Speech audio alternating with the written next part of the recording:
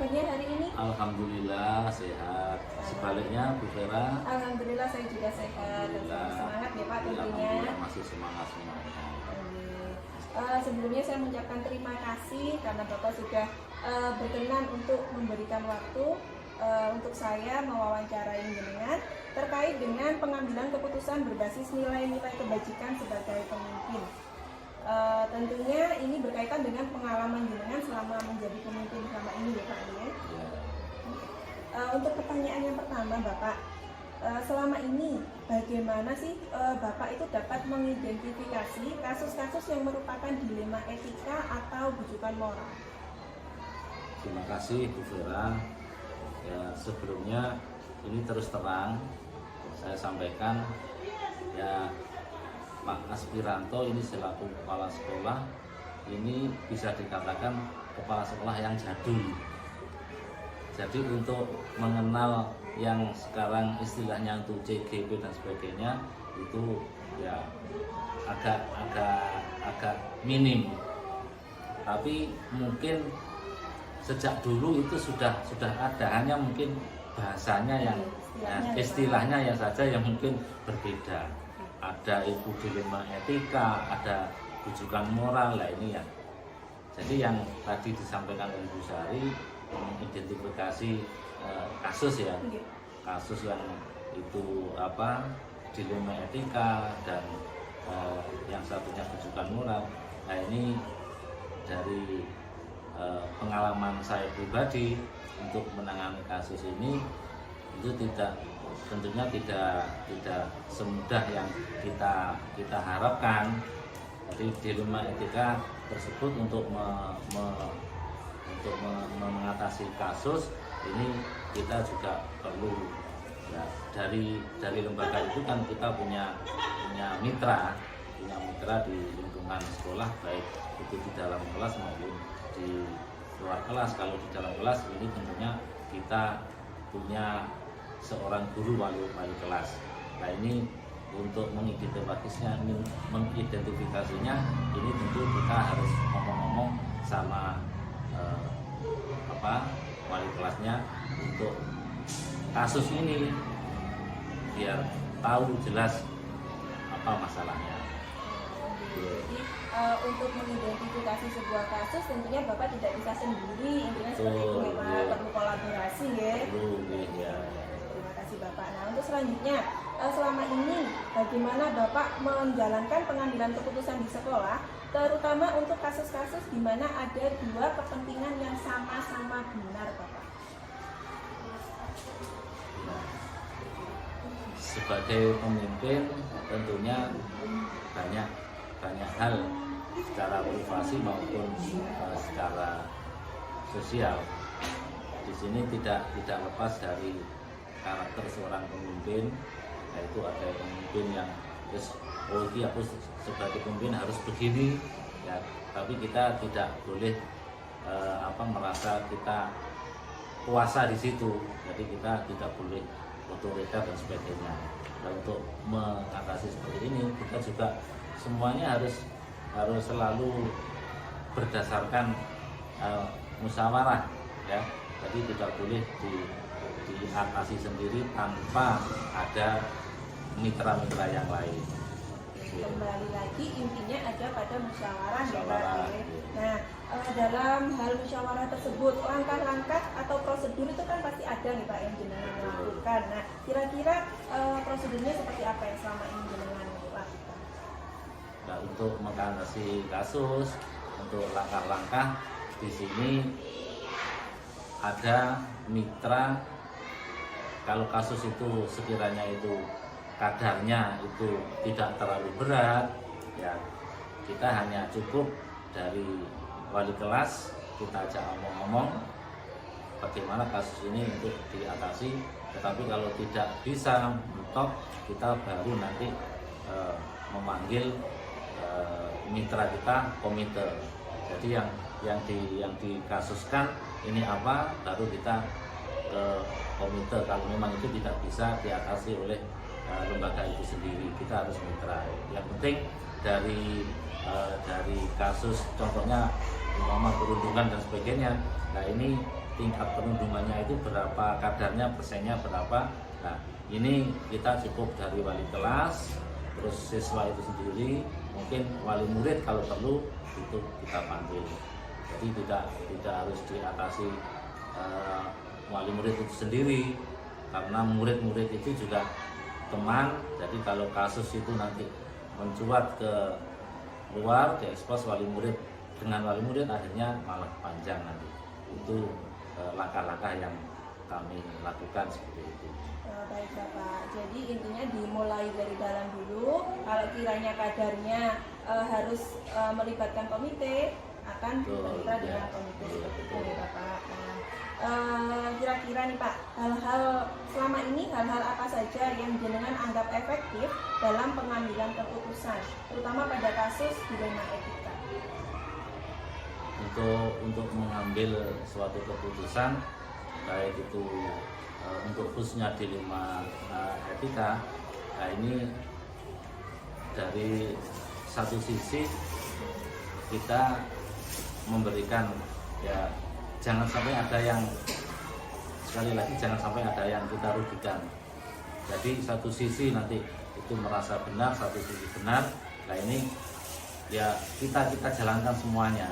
Jadi jangan sampai yang satu itu merasa dikorbankan, yang satunya itu merasa dia yang menang sehingga puas. Jadi sama-sama nanti kita menjalankan ya bersama-sama dengan baik. Jadi ketika dihadapkan pada kasus benar melawan benar, kita tetap berusaha bersikap adil, tidak ada yang diuntungkan ataupun yang dirugikan. Baik Bapak, untuk selanjutnya, nah, apakah Bapak memiliki sebuah jadwal tertentu dalam sebuah penyelesaian kasus dilema etika? Misalnya, ketika ada kasus, Bapak langsung menyelesaikan di tempat, atau memiliki sebuah jadwal, saya harus memikirkan dulu, saya harus musyawarah dulu, atau seperti apa? Ya, itu kembali kepada kasusnya. Kalau kasus itu sendiri sekiranya itu bisa ditangani, diatasi langsung, maka kejadiannya hari ini, pukul sekian. Nah, kalau itu kita sekira bisa diatasi langsung, ya kita atasi langsung. Dan kalau itu nanti berkepanjangan, ya kita harus memanggil kolaborasi dengan baik itu komite maupun wali kelas untuk mengatasi hal-hal tersebut. Jadi tinggal melihat kasusnya, nanti kalau memang saat ini bisa diatasi, ya kita atasi. Kalau tidak, ya nanti orang tuanya itu kita panggil untuk bermusyawarah. Jadi tetap kembali kepada jenis kasusnya seperti apa, kadarnya seperti apa nih Pak. Nah selanjutnya, apakah ada seseorang atau faktor-faktor apa saja yang mempermudah jenengan dalam pengambilan keputusan tersebut? Untuk mengambil suatu keputusan, kami sekali lagi tidak bisa memutuskan sendiri, yaitu ada mungkin satu tokoh atau yang kita publik figurnya, ya itu mungkin dari guru yang senior atau guru yang sudah lama, itu bisa kita untuk rundingan memecahkan masalah tersebut. Dari semua hal yang sedang jenengan sampaikan ini tadi terkait dengan pengalaman jenengan, kira-kira pembelajaran apa yang dapat Anda petik dari pengalaman tentang pengambilan keputusan berdasarkan nilai-nilai kebajikan tadi? Untuk mengambil suatu keputusan, pembelajaran tersebut, saya masih ingat dulu zamannya Bapak Presiden Soeharto. Bukannya kami masih ikut ke ada tidak, itu musyawarah untuk mufakat. Jadi musyawarah untuk mufakat. Nah, di dalam agama Islam pun disampaikan itu ada wasyawirhum bil amri. Jadi bermusyawarahlah untuk mencapai kemufakatan. Itu yang selama ini kita laksanakan. Jadi pembelajarannya adalah musyawarah mufakat ya Bapak. Luar biasa Bapak terima kasih sudah membagikan terkait pengalaman-pengalaman jenengan selama ini ya Pak. Semoga nanti kedepannya saya bisa meneladani apa yang sudah jenengan lakukan. Baik, terima kasih Bapak atas waktunya. Semoga Pak Aspirator sehat selalu dan tetap semangat untuk bertugas ya Pak. Terima kasih Pak. Terima kasih Bu Tira, mudah-mudahan CGP-nya, semoga CGP-nya itu berjalan lancar dan nanti kedepannya bisa untuk senjata. Terima kasih. Terima kasih Bapak. Assalamualaikum Bunda. Waalaikumsalam, Bu Sari. Ibu cantik. Alhamdulillah. Bunda juga gak kalah cantik. Amin. Bagaimana Bu kabarnya hari ini? Baik-baik, sehat. Dikira Bapak doanya sampai. Alhamdulillah, memang kalau Bunda ini selalu semangat, dan selalu menebarkan aura positif. Harus semangat dan selalu positive thinking. Betul Bu ya. Sesuai kesepakatan yang sudah kita lakukan kemarin Bu, hari ini saya datang untuk meminta bantuan Bunur dalam rangka wawancara terkait dengan pengambilan keputusan berbasis nilai-nilai kebijakan sebagai pemimpin. Tentunya hal ini berkaitan dengan pengalamannya Bunur selama ini. Bunur kan sudah menjadi pemimpin sudah bertahun-tahun ya Bu ya. Ya, mudah-mudahan bisa membantu dan bisa Menginspirasi. iya, menjadi motivasi. Yang baik-baik aja yang dicontoh, yang jelek dikubur dalam dalam. Jadi bisa saya mulai gitu Untuk yang pertama Bunur, ini saya ingin menanyakan selama ini bagaimana Bunur dapat mengidentifikasi kasus-kasus yang merupakan dilema etika atau termasuk tujuan moral. Ya, memang ya dilema etika, tujuan moral ini hal yang baru menurut saya, hal baru karena kami ini berkecimpung di dunia pendidikan sudah hampir 40 tahun. 40 tahun Ya, orde lama. Kalau sekarang kan guru-guru saya guru-guru zaman now. Mudah-mudahan bisa mengikuti lah. Walaupun ya kepala sekolah atau guru yang sudah lama. Dengan itu tadi yang ditanyakan Bu Sari tentang dilema etika dan tujuan moral ya.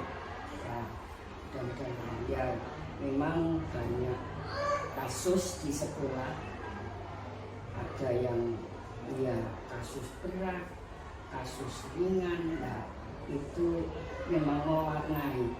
Namanya anak itu punya ya potensi sendiri-sendiri, punya karakter sendiri-sendiri, sehingga dijadikan satu di sini untuk bersosialisasi dengan temannya.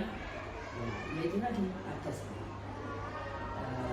kalau misalnya ada suatu kasus tentunya ya harus kita selesaikan. Jangan sampai kasus di sekolah sampai anak-anak itu dibawa di rumah sehingga pulang sekolah kok tidak nyaman di sekolah. Nah itu yang harus kita atasi, kita kita selesaikan biar anak-anak itu di sekolah itu nyaman, senang, sehingga pulang ke rumah besok berangkat lagi ke sekolah itu ada inspirasi. Saya harus ke sekolah, begitu bisa. Jadi memang benar Ibu sesuai yang Bunda sampaikan tadi bahwa sekolah itu memang harus menjadi tempat yang nyaman agar anak-anak selalu termotivasi, bangun semangat saya harus sekolah lagi. Dan tentang kasus luar biasa Bunda, memang harus diselesaikan sebelum anak-anak pulang. Jangan sampai mereka pulang membawa masalah kan Nah selanjutnya, selama ini saat Anda menjalankan tugas di luar dalam hal pengambilan keputusan di sekolah, terutama untuk kasus ketika Bu Nur itu menghadapi benar melawan benar, itu seperti apa Bu Nur triknya? Benar melawan benar, semuanya itu adalah benar. Jadi kalau ada kasus seperti itu, paling tidak bahwa itu di masing-masing individu atau kelompok atau ya di anak lah, itu jangan sampai anak itu merasa anak ini diemaskan, anak ini diperakkan, sehingga harus sama-sama seimbang, harus berkeadilan. Tidak ada salah satu yang merasa dalam dirinya, "Bu guru saya kok begini." Terus apalagi kalau misalnya contoh kepala sekolah, sepertinya kok memihak ini, memihak si B kalau guru. Jadi semua harus seiring berjalan sama. Jadi ketika dihadapkan pada pilihan benar melawan benar, Bu Nur tetap menjunjung tinggi prinsip keadilan. Tentunya tetap berbasis peraturan gitu ya. Nah, ketika mungkin Bu Nur ada keadilan melawan rasa kasihan, itu prinsip Bu Nur. Keadilan rasa kasihan. Ketika jenengan harus adil, tetapi jenengan kasihan dengan salah satu guru atau murid mungkin triknya gimana? Ini kita tetap aturan harus tetap dijunjung tinggi. Itu peraturan harus begini. Kalau dinas ya, itu harus berprinsip pada aturan. Tetapi di balik itu ada kasihan, itu yang dinomor 2kan, sehingga tetap kita aturan harus seperti ini ya, gitu. Tetap aturan dan adil itu luar biasa. Nah, selanjutnya untuk pengambilan keputusan tersebut, mungkin ada langkah-langkah atau prosedur yang selama ini dijalankan. Terima kasih Sarip. Untuk pengambilan keputusan memang prerogatif mungkin ada di kepala sekolah, tetapi kita punya stakeholder yang ada. Jadi di situ ada guru senior, ada guru junior, ada komite, mungkin stakeholder yang lain, ada orang tua. Nah di situ kita ajak yang senior, kita ajak bermusyawarah, ini ada seperti ini, bagaimana enaknya. Jadi tetap tapi berpedoman pada tidak keluar dari rel yang ada. Jadi musyawarah, mufakat, demokrasi itu tetap kita jalankan. Intinya meskipun Bu Nur sebagai kepala sekolah, Bu Nur tetap tidak bisa mengambil keputusan sendiri, gitu ya. Tetap keputusan ada di kepala sekolah, tapi kita tetap ada prosedur stakeholder yang ada. Jadi tidak otoriter, tidak semena aku kepala sekolah harus begini, tidak. Karena pikiran orang banyak dibanding pikiran satu orang, lebih bagus pikiran orang. Luar biasa memang. Selanjutnya, hal-hal apa saja yang selama ini Bu Nur anggap efektif dalam pengambilan keputusan, terutama tentang masalah dilema etika? Terima kasih. Yang paling efektif ya kita tahu bahwa kasus itu berapa prosentasenya. Jadi tetap di situ kita musyawarah demokrasi itu tetap kita pegang teguh selama tidak keluar dari relnya jadi di senior, terus tokoh, kemudian pak komite, kemudian juga orang tua, jadi lihat kasusnya. Jadi dalam pengambilan keputusan, Bu Nur tetap memperhatikan kadar kasusnya, kemudian dilakukan dengan cara musyawarah, kolaborasi dengan pihak-pihak terkait. Nah, untuk penyelesaian masalah atau pengambilan keputusan itu, Bu, adakah jadwal tertentu? Misalnya, kalau ada kasus langsung diselesaikan seketika, atau perlu waktu gitu untuk berpikir dulu, musyawarah dulu? Kalau itu ada kasus, ya harus hari itu juga kita selesaikan. Walaupun mungkin dalam hari itu belum bisa 100% tuntas, tetapi paling tidak di situ kita tetap harus hari itu juga jangan sampai ada kasus dibiarkan, sehingga kasus itu tetap harus diselesaikan. Ya alhamdulillah kalau misalnya pada kasusnya hanya enteng-enteng aja, sehingga hari itu juga kita selesaikan apa permasalahannya, dengan wali kelas, dengan guru-guru yang lain, tinggal kasusnya apa mungkin apa guru atau wali murid, sehingga kita ajak ngobrol yang enak, yang luwes, nyantai, sehingga mereka itu bisa menerima, anak-anak juga nyaman kalau itu di anak, kalau guru ya gurunya nyaman, diajak ngomong santai-santai. Jadi kalau ada kasus untuk jadwalnya intinya Bu Nur segera disikapi, meskipun belum tentu bisa 100% tuntas, yang penting segera disikapi. Baik Bu Nur. Nah, selama ini apakah ada seseorang atau faktor-faktor tertentu yang mendukung Bu Nur dalam pengambilan keputusan tersebut?